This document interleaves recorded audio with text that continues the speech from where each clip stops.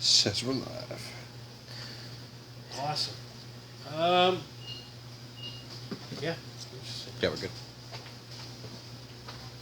Not always a good idea to be looking at Facebook No. before I No. go on. Don't do that. That's so weird to see. Oh, man, oh, man. It's a weird one. Oh, God. On that note. Thank God I got 4 open bottles of whiskey in front of me. Good afternoon, guys.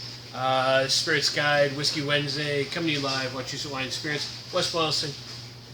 In the house with Corey. What's going on, guys? Yeah, it's time for a little story time, I guess.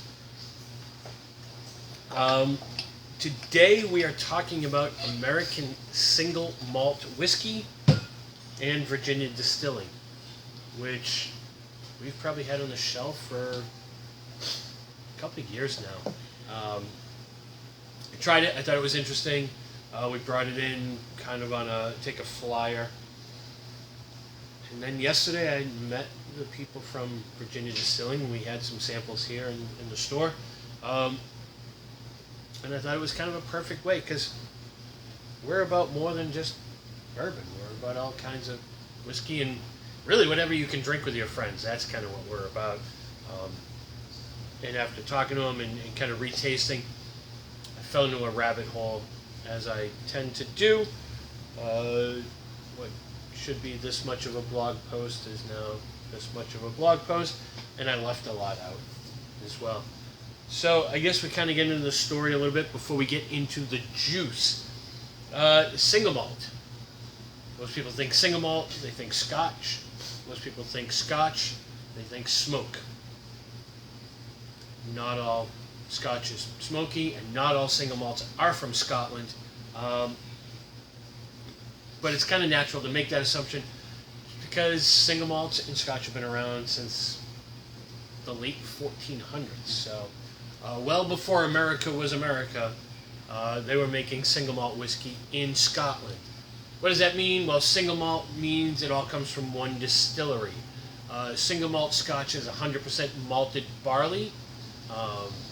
There are guidelines as to how high you can distill it to, what it can go to barrel at. I think the barrels have to be 185 gallons max, so 700 liters, which is 3 times what a bourbon barrel can be. Bourbon barrels, I think, can be 55 gallons. So in Scotch, they can use much bigger barrels. Over there, they can actually add caramel coloring to their whiskey as well. Just because they don't get as much heat, so you don't get as much color from the barrel, and they're using used barrels. Scotch being sort of the king of all whiskeys, those standards and guidelines are what most other world whiskeys kind of use for their guidelines. Yep. Think Japanese whiskey, things like Cavalan, some of the Swedish whiskeys and German whiskeys and Indian whiskeys all kind of adopt that Scotch whiskey sort of standards and guidelines. Here in America, we've loved whiskey pretty much since our people landed here. Whiskey has become obviously a huge part of our culture. It's obviously a huge part of our commerce, to the point where in 1909, President Taft actually had to form a committee to determine legally what whiskey was.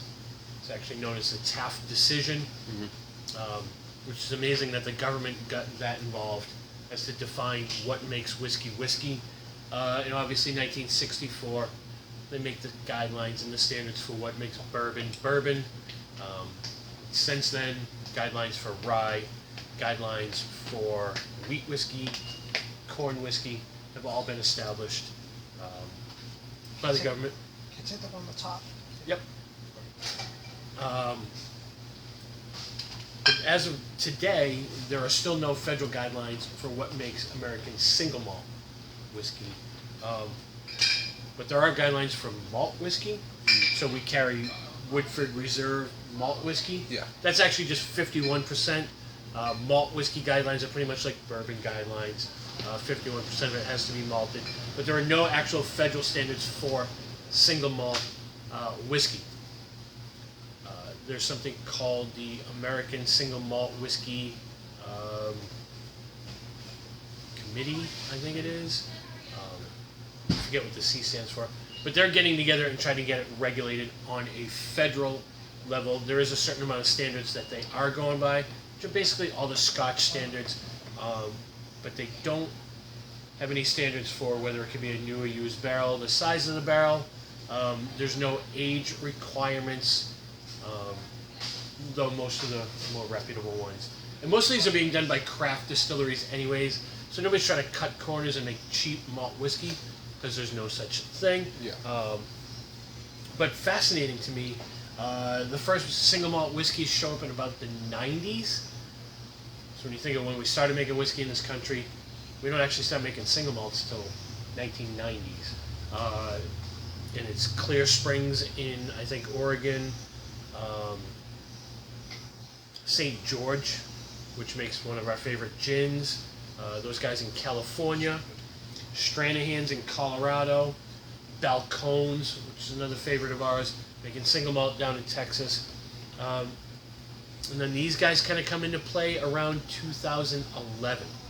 So these guys are only 10 years old, really. It's crazy to think 2011 was 10 years ago. 10 years ago, I know. It's pretty wild. Even more fascinating when I did the deep dive, there are now 170 distilleries in the U.S. making single malt whiskey. Wow. There's 120 in Scotland making single malt whiskey. That's wild. So we're making more single malt, or we have more distilleries making single malt here than there is in the birthplace of single malt whiskey. So when I get into this, the story became pretty fascinating. This brand was started by a guy named George Moore. George Moore was an Irish businessman, entrepreneur, moved his family here in the 1970s from Ireland to Virginia. He loved it in Virginia. This guy was a single malt Scotch nut. As the legend goes, he had 365 bottles of single malt Scotch in his collection. It's pretty solid. Different bottle for every day of the year. That's pretty badass. That's my kind of guy right there. That's crazy. A different bottle, and he would drink one bottle a day. Not the whole bottle, but he had a bottle for each day of the year. So cool. Yeah, it's pretty wild. So he was a businessman, entrepreneur. One of his bigger claims to fame is he played a large role in the integration of caller ID into our phone systems in the U.S. He was one of the people behind that. So random. And as he's retiring, he decides that Virginia has a perfect climate for whiskey, because what we go through in cycles in Kentucky of warm and then cold, they sometimes do that in a day. Yeah. They have days that hit 100 degrees and 10 degrees in the same day. Yeah. So in the course of a year, they average about 35 days over 100 degrees. So you're kind of getting a more rapid aging, a climate kind of similar to Scotland. I feel like it's a hybrid of Scotland and Kentucky. So he had bought this distillery. He brought in the guy who was basically in charge of the Bowmore distillery in Scotland, and a guy named Jim Swan, who had a PhD in biology and chemistry. Goodness. Yeah. So those were the people who were there to help him set up the distillery, get things going. And then sadly, George Moore passed away before it ever really got off the ground. His son, who was his business partner, kind of knows that his dad had this little distillery thing. Didn't think anything of it. They had a venture capital firm or whatever. So he goes out to Virginia to check out this distillery and realizes, like, hey, the old man actually was pretty serious about this. And George Moore's wife said, you should maybe get involved. And to this day, George Moore's wife, along with his son Gareth, and Gareth's wife Maggie, actually run the distillery now. That's sweet. To kind of complete his vision and solidify his legacy of making single malt whiskey in Virginia. Immediately, they start with this series here, which they still do. It's called their Virginia Highlands Malt, VHM. And what they do is they have 50% of their single malt whiskey, and they import Scotch single malt whiskey, blend them together, and this was actually the first release. They finished it in port barrels.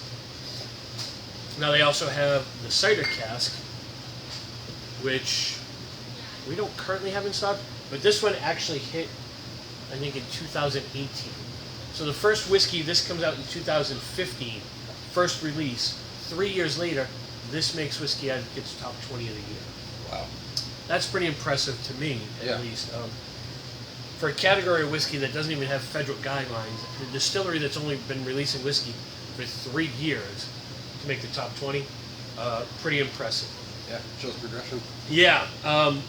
The brewer's batch, this was actually aged in beer barrels from Virginia breweries. This is aged in barrels that held cider from Virginia. While they're working on this, they were working on their flagship, which is the Courage and Conviction.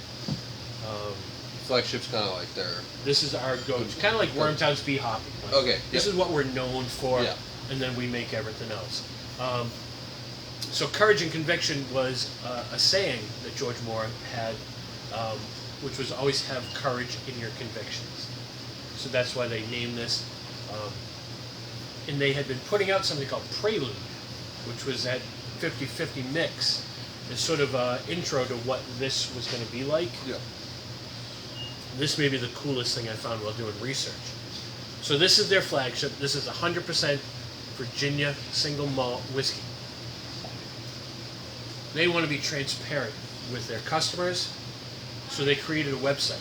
And if you go to batch.info, it actually redirects you to Virginia's website. But every fact about this whiskey is there. From the grains, how they husked them, the amount that went into it. This is a blend of, and we're going to taste them after, 50% of this approximately was aged and then finished in bourbon barrels. About 25% is finished in sherry barrels, and the other 25% is what they call their cuvee blend, so it's finished in European red wine. So basically, 50% this, 25 this, 25 this.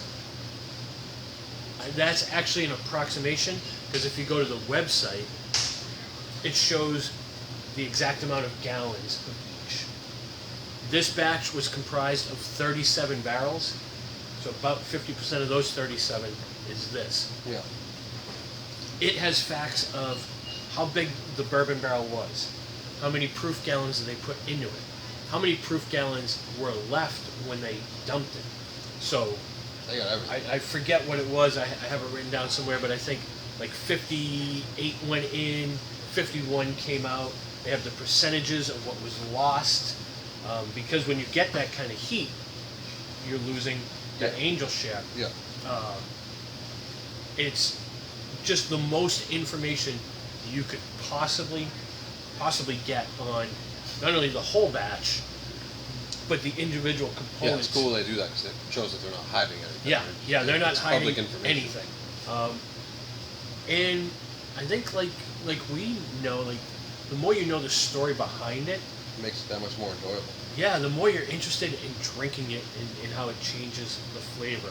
It really does change the way it tastes, I feel like, when you know the story. 'Cause you just know all the background and the history behind it, the Yeah. people that worked on it, stuff like that. So it does make a difference for sure. Yeah, there was a couple of great podcasts I found out there. They have a female lead